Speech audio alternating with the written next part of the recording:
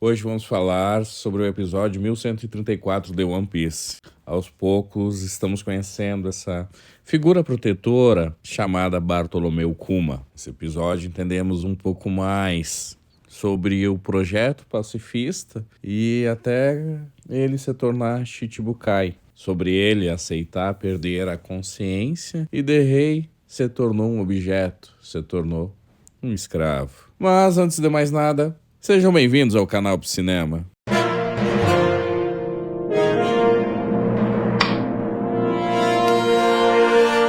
Kuma, um ex-revolucionário e rei, passou a atuar como colaborador oficial da Marinha. Vemos um pouco do impacto no mundo pirata quando Kuma se torna um corsário. Esse episódio traz até algumas revelações, mas até que nada de grande impacto, porque isso já estávamos entendendo no decorrer dos últimos episódios. Bonnie, que tinha a mesma doença que sua mãe, e iria morrer sem tratamento. Então, Kuma, para salvá-la, assumindo o papel de verdadeiro pai, de protetor, fez um pacto com Saturno e Vegapunk. Bonnie iria receber o tratamento. Porém, a condição era que Kuma perdesse sua autonomia, transformando-se em um pacifista, sem voz, sem vontade e sem lembranças. Apenas uma arma de guerra a serviço do governo mundial. E vamos olhar para esse laço entre Kuma e Bonnie. Vale ressaltar que para a psicanálise falamos em função paterna.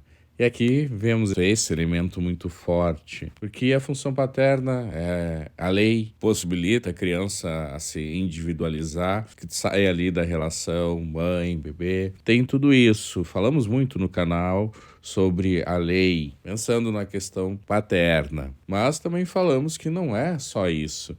E aqui vemos que função paterna vai além da lei. É algo mais complexo. E aqui vemos essa parte protetora, que também faz parte dessa função. Kuma abdica de tudo para assegurar a sobrevivência de Bonnie. E vale lembrar que ela não é sua filha de sangue.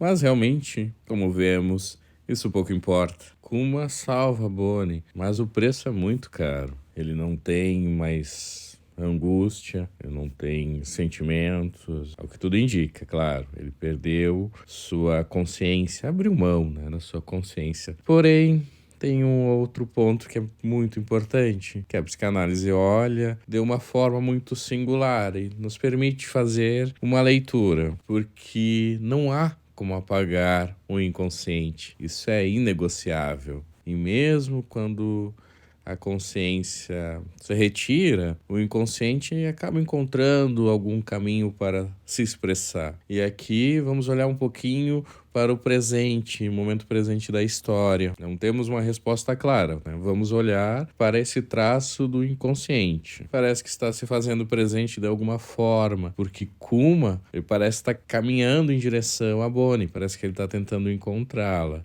mesmo sem recuperar plenamente a memória. Claro que aqui ainda estamos no plano da especulação. Estamos olhando apenas para o anime, não temos as informações do mangá. E seguindo a nossa leitura, inconscientemente, Kuma consegue de alguma forma se manifestar, fazendo alguns contornos naquilo que foi imposto pelo governo.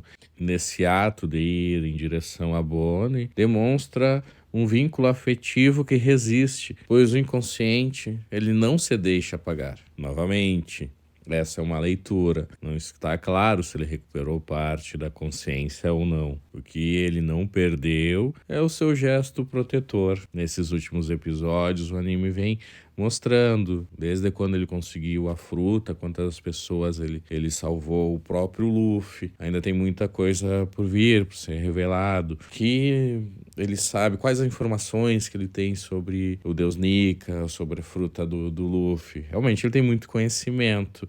Mas a questão é que ele protegeu o Luffy mais de uma vez. E agora já tá mais claro que não é unicamente pela amizade que ele tem com o Dragon, o pai de Luffy. Enfim, mesmo ele sendo programado para obedecer cegamente, ele carrega essa inscrição simbólica ainda com ele, a inscrição do pai protetor. Podemos ler tranquilamente que o inconsciente resiste, inclusive quando a tecnologia tenta sufocá-lo. Toda essa transformação que Kuma passou, ele abalou a ordem pirata. O governo ele conquistou um dos revolucionários mais fortes e ainda transformou o seu corpo, a sua imagem, numa propaganda viva, deixando aí um recado que até os mais poderosos podem ser controlados. Isso fez muito barulho, fragilizou a confiança de aliados, dividiu opiniões, gerou temor, isso no mundo dos piratas. Mas a figura de Kuma passou a representar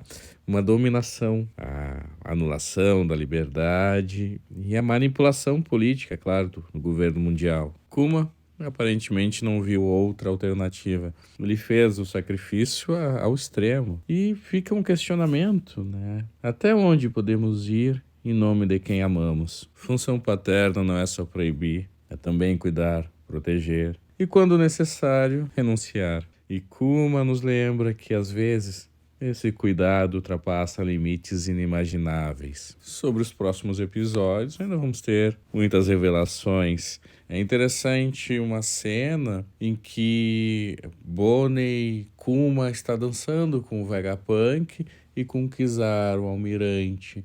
E eles estão fazendo a dança ali do deus Nika. E fica um questionamento, o que o governo sabe? Vegapunk está ali junto, quais as informações que ele tem? E até onde vai o conhecimento de Kuma? São questões que vamos ter que esperar. Enquanto isso, seguimos especulando. E se você gostou desse vídeo, deixe seu like, compartilhe e ative as notificações para receber mais conteúdos. Filmes, séries e animes você acompanha aqui no canal Cinema. E até a próxima.